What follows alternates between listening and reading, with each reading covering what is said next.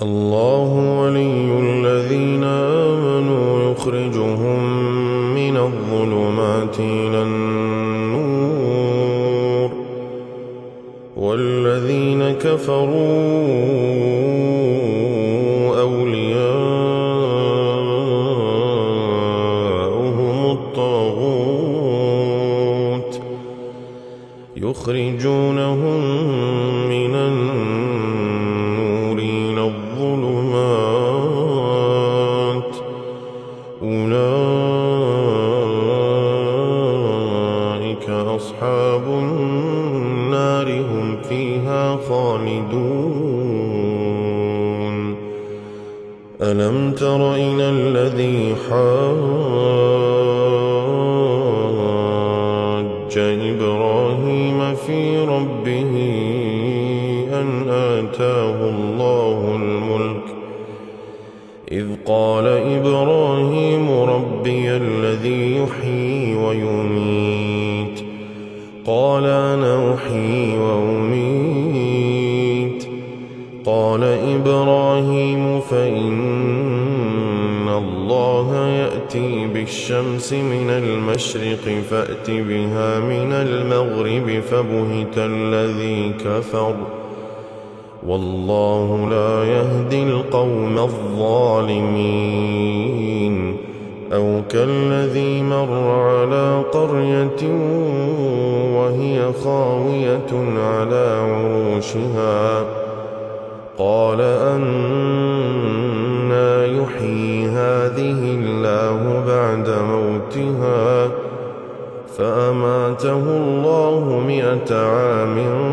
ثم بعثه قال كم لبثت قال لبثت يوما أو بعض يوم قال بل لبثت 100 عام فانظر إلى طعامك وشرابك لم يتسنه وانظر إلى حمارك ولنجعلك آية للناس وانظر إلى العظام كيف ننشزها ثم نكسوها لحما فلما تبين له قال أعلم أن الله على كل شيء قدير وإذ قال إبراهيم رب أرني كيف تحيي الموتى قال أولم تؤمن قال بلى ولكن ليطمئن قلبي قال فخذ 4 من الطير فصرهن إليك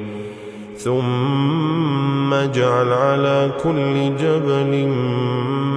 منهن جزءا ثم ادعهن يأتينك سعيا واعلم أن الله عزيز حكيم مثل الذين ينفقون أموالهم في سبيل الله كمثل حبة أنبتت 7 سنابل في كل سنبلة 100 حبة والله يضاعف لمن يشاء والله واسع عليم الذين ينفقون أموالهم في سبيل الله الذين ينفقون أموالهم في سبيل الله ثم لا يتبعون ما